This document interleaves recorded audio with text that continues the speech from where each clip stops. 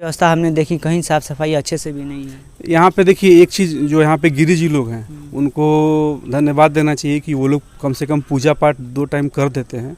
तो उन लोग को मतलब कहने का मतलब है कि सीता मंदिर का थोड़ा दिखा दीजिए दर्शन।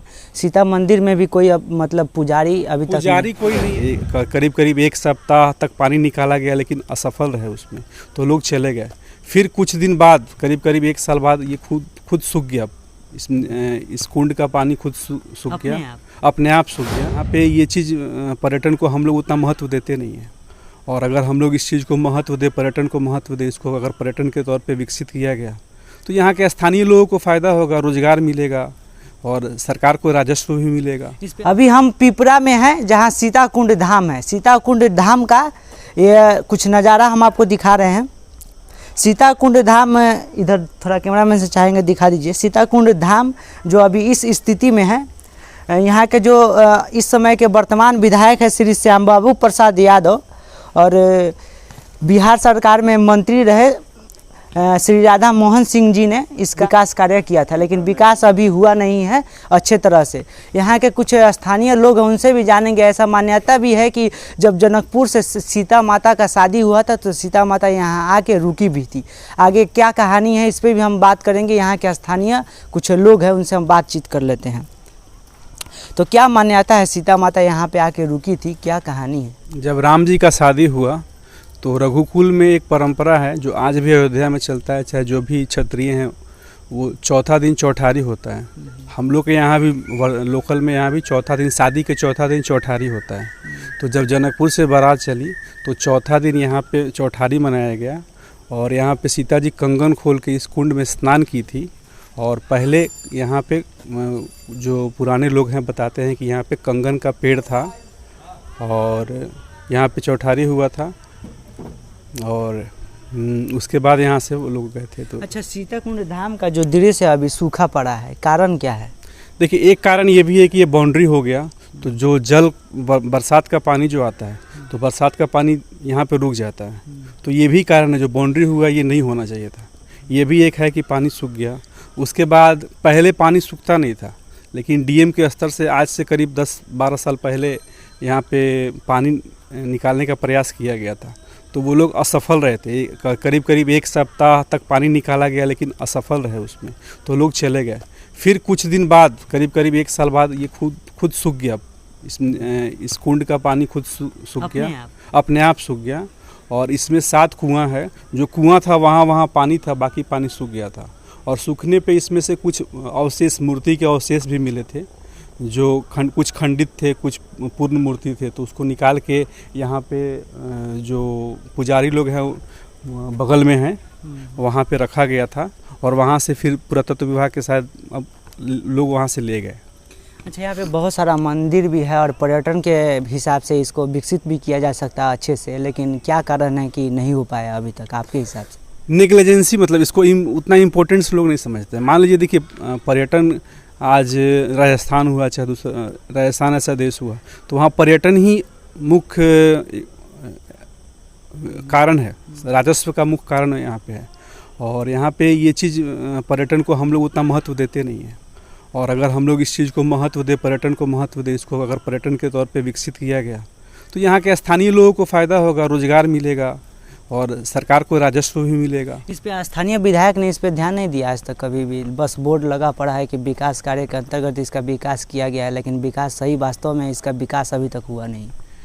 देखिए, महत्व नहीं देते हैं लोग, बोले ना, मतलब हम लोग यहाँ सबको एक ओवरऑल बोलिएगा तो हम लोग पर्यटन को उतना महत्व नहीं देते हैं। अगर आज दूसरे देश में जाए, राजस्थान का नाम ले लीजिए, तो राजस्थान का मुख्य राजस्व पर्यटन पे ही आता है, पर्यटन से ही आता है, लेकिन हम लोग उस चीज़ को महत्व नहीं देते। यही कारण है कि हम लोग इस चीज़ को विकसित नहीं कर पाए हैं, और थोड़ा बहुत नेग्लिजेंसी भी है, जिसके चलते यहाँ पे अभी तक विकास नहीं। तो आपके हिसाब से विकास के लिए और क्या क्या यहाँ होना चाहिए? यहाँ पे सबसे पहले अगर एक ट्रस्ट गठित कर दिया जाए, जैसे राम मंदिर। वर्तमान में कोई ट्रस्ट नहीं है। अगर है भी तो वो ऑथोराइज नहीं है। तो अगर कोई ट्रस्ट गठित कर दिया जाए, जैसे राम मंदिर ट्रस्ट हुआ, और सरकार के तरफ से अगर डीएम के स्तर से गठित करके और इसको विकसित किया जाए तो एक अच्छा पर्यटन स्थल बन सकता है। और करीब करीब मान लीजिए लोकल लोग, कोई भी चीज़ का विकास धीरे धीरे होता है, तो अगर हम एक वेबसाइट बना के इसको प्रचार प्रसार करें तो एक अच्छा पर्यटन स्थल बन सकता है। अच्छा, ऐसा माने तो पूर्वी चंपारण जिले में सीताकुंड धाम आता है। अगर इसको अच्छे से विकसित कर दिया जाए तो बिहार सरकार को और पूर्वी चंपारण जिले को एक अच्छा पर्यटन स्थल भी बनाया जा सकता है। क्या कहना चाहेंगे? ये तो मैं करीब करीब मतलब पिछले 10 साल से मैं सोच रहा हूँ बनाने का, लेकिन मेरा पहुँच मतलब हम जो भी है उतना पहुँच नहीं है कि हम लोग उस स्तर तक कर सकें। कब से इस कुंड की स्थिति कब से ऐसे ही है? अभी देखिए, कुंड में पानी पहले था, लेकिन जब से ये बाउंड्री बना है ना, तो बरसात का पानी जो होता है यहाँ पर रुक जाता है और बरसात का पानी जा नहीं पाता है। जो बरसात से पानी गया वो वहाँ तक गया, और बाकी सब पानी चूँकि ढलान है तो यहाँ पानी आके रुक जाता है। बाकी साफ़ सफाई की व्यवस्था हमने देखी, कहीं साफ़ सफाई अच्छे से भी नहीं है। यहाँ पे देखिए, एक चीज़ जो यहाँ पे गिरिजी लोग हैं उनको धन्यवाद देना चाहिए कि वो लोग कम से कम पूजा पाठ 2 टाइम कर देते हैं। तो उन लोग को मतलब कहने का मतलब है कि सीता मंदिर का थोड़ा दिखा दीजिए दर्शन। सीता मंदिर में भी कोई मतलब पुजारी अभी तक पुजारी कोई नहीं है, मतलब गिरिजी लोग यहाँ पे हैं, बगल के हैं, वो लोग सुबह शाम भोग लगाते हैं और उन्हीं लोग की कृपा से मतलब ये लाचार व्यवस्था में ऐसे ही सीताकुंड धाम पड़ा हुआ है। हाँ।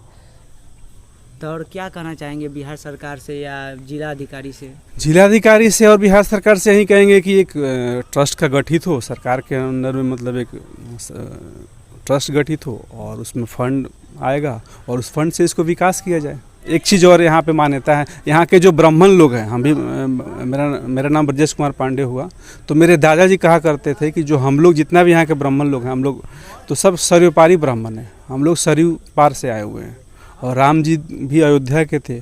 तो दोनों एक लिंक, अगर दोनों डॉट को लिंक किया जाए तो हम लोग वहाँ से, मतलब जैसे मेरे दादाजी कहा करते थे और जो पूर्वज लोग कहते थे कि हम लोग सब सरयू पारी ब्राह्मण हैं, सरयू पार से आए हुए हैं। और हम लोग में भी चौठारी होता है, हम लोग कभी शादी हो तो चौथा दिन चौठारी होता है, और उन रघुकुल में भी ये परंपरा थी कि चौथा दिन यहाँ पे चौठारी हुआ था। तो ये सब डॉट को लिंक करें तो ये हो जाता है साबित कि अच्छा, सीताकुंड धाम के अंदर हम थोड़ा आपको ले चलते हैं, आइए। और यहाँ के जो भी बिहार सरकार के मंत्री हैं, राधा मोहन सिंह, और यहाँ के माननीय श्री राम बाबू प्रसाद, श्री श्याम बाबू प्रसाद यादव, जो यहाँ के विधायक है वर्तमान में, उनके द्वारा एक शिलापट यहाँ पे लगा हुआ है कि विकास का कार्य किया गया था। लेकिन इस सीताकुंड धाम का नज़ारा हम आपको दिखा रहे हैं कि किस स्थिति में, लाचार स्थिति में सीताकुंड धाम अभी पड़ा हुआ है। तो इस पर बिहार सरकार को और जिलाधिकारी महोदय पूर्वी चंपारण को इस पर ध्यान देने की अति आवश्यक ज़रूरत है। इस पर हमने बात की, यहाँ के जो भी ग्रामीण हैं, स्थानीय निवासी हैं, उनका क्या विचार था और आगे बिहार सरकार को इस पर क्या निर्णय लेती है, इसके बारे में हम आपको दिखाएंगे।